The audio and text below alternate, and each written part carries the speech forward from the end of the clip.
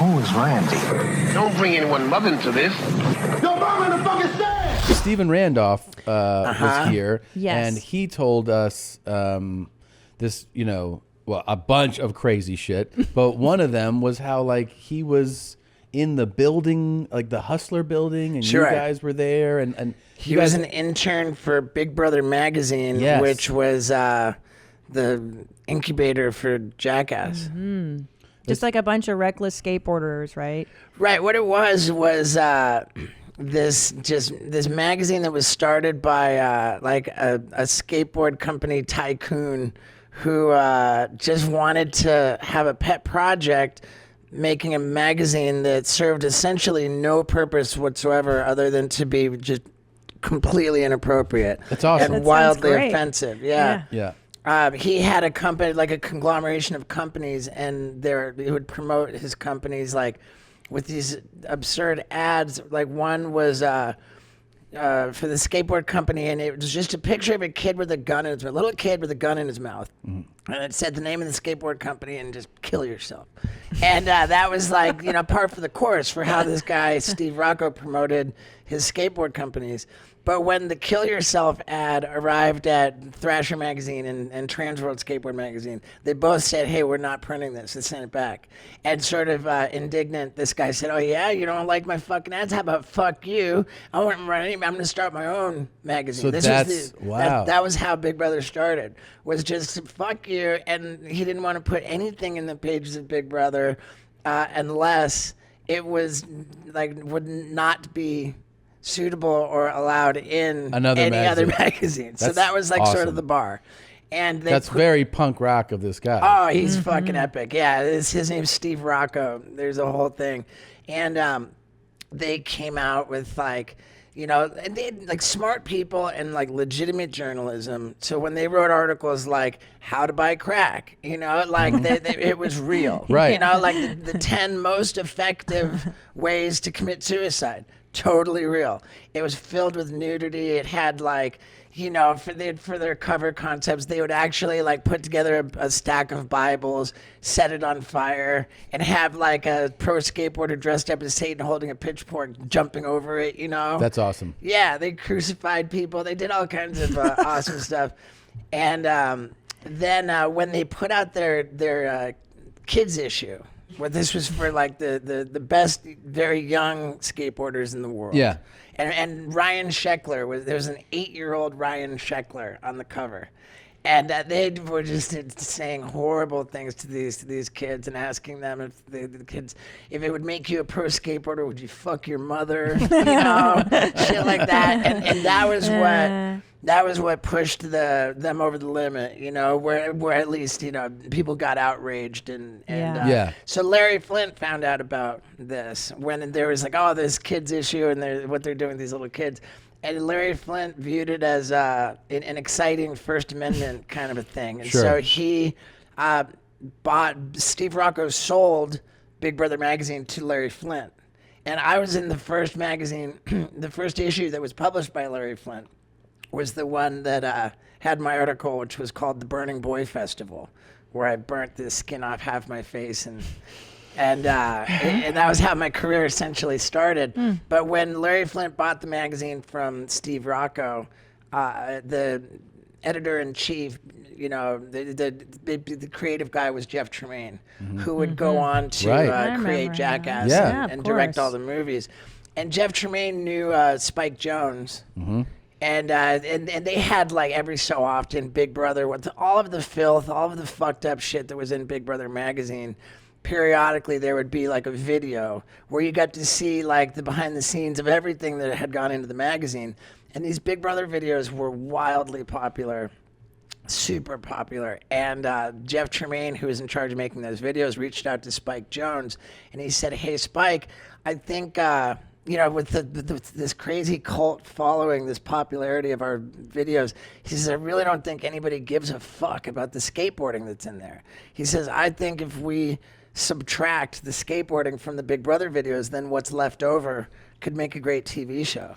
And so they just put together a video like of everything except the skateboarding, which left me and Knoxville and Wheatman and Chris Pontius, and it was just that simple. So wait, were you guys, because like this, I'm sure you've told this story a bunch, so I apologize. Yeah, it's all good, man. I love this. There's actually a documentary about the origins of Jackass, and it's called Dumb. Dumb. It's just called Dumb. Okay. Yeah. That's perfect. It's called Dumb, the story of Big Brother magazine. When you guys were all buddies, and you were all, I guess, obviously skateboarding, fucking around, having fun, making each other laugh.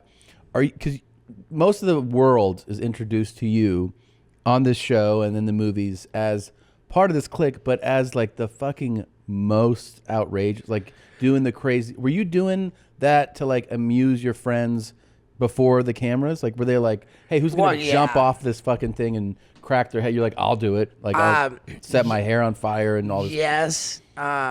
I was a disturbed child from the onset. Yeah.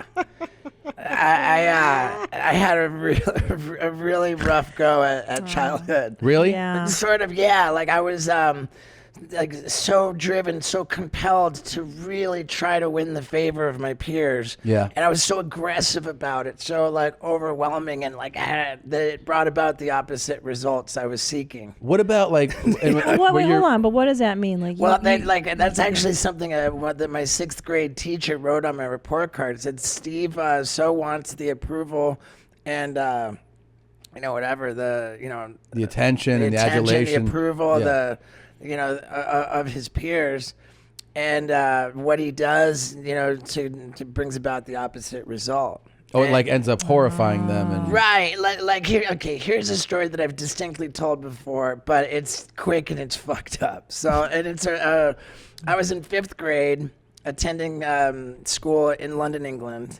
Because you grew up in different countries. I grew up, yeah.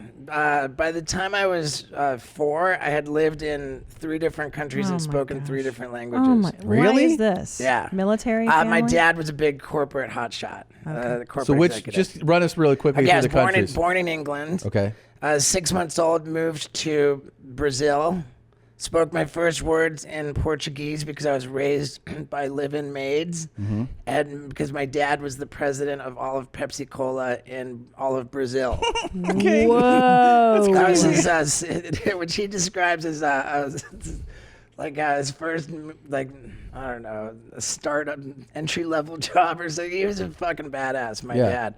And so then he got promoted to running all of Pepsi Cola in like all of South America. And so then when I was 2, we moved to Venezuela. Jesus. And I spoke fluent Spanish in nursery school. Oh, my God. And then when I was 4, we moved to Darien, Connecticut. I forget if that was still Pepsi. I think it was. And then he became a big tobacco CEO, and we moved to Miami. Wow. And then he ran like Del Monte canned foods and like all of like Asia, Africa, or something. And where was your mom in all this? She was drunk. Which explains the addiction. Mom's side later. of the family, alcoholism does not skip a generation. Gotcha. It has not ever skipped a generation. Gotcha. It's actually never missed a leaf on the tree. The family tree is. Everybody. The roots are all soaked in gin. It's fucked up. Yeah, that's why I was so eager to get a vasectomy. Is that why? Yeah, but... Well, that and because I always had that cool stunt idea, the vasectomy Olympics. I don't know if I can handle this. So much to go that through makes people faint on my new tour. Wait, let's go back to the story. Okay, yeah. So, the story with I'm in 10th grade, and I'm 10 years old in 5th grade. It was like the last of my baby teeth. Right? And I had enough experience with teeth coming out that I knew that right when it first, it feels a little bit loose, but it's not like it's just starting to get loose. That if you rip it out like really sort of violently, prematurely, it's gonna bleed a lot, right? And so, this is like I had this experience. So I walked into my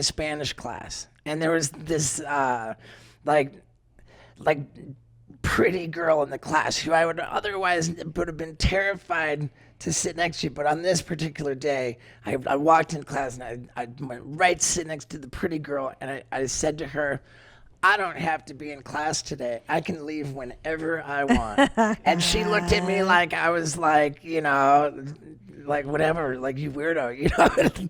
And so then sure enough, class started, and I just grabbed this tooth and I just ripped it out, and there's just all this blood. And, you know, I let the blood be like coming out of my mouth, and I raised my hand to the teacher and I said, teacher, I need to go to the nurse. She saw the blood and she said, go, you know, of course, go to the nurse. And I stood up and turned to the chick and I was like, I told you so. And I just went like prancing and dancing around through the hallways of the school, just like the little creep that I was. Just bleeding out of your mouth. Yeah. And then pain isn't an issue with, like, how do you deal with pain? I don't have any spectacular or you know, unusual pain threshold. I just have like such an overdeveloped need for attention.